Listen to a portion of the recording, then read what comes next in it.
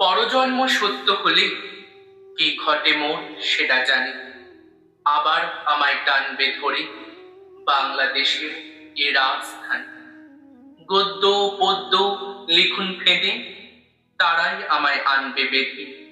অনেক লেখায় অনেক পাতক সে মহাপাপ করব মোচন।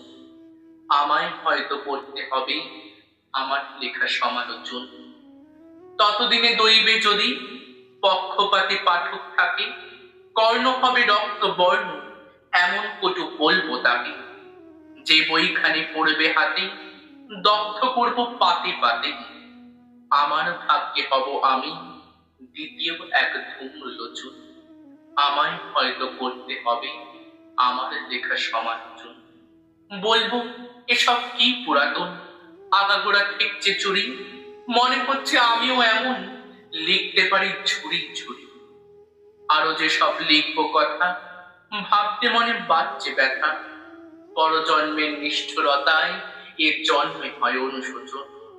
আমায় হয়তো করতে হবে আমার লেখা সমালোচন।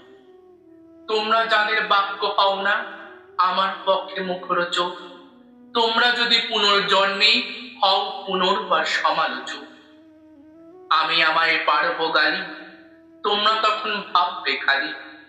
কলম কষে বসে বসে প্রতিবাদের প্রতিবচন। আমায় হয়তো করতে হবে আমার লেখা সমালোচন।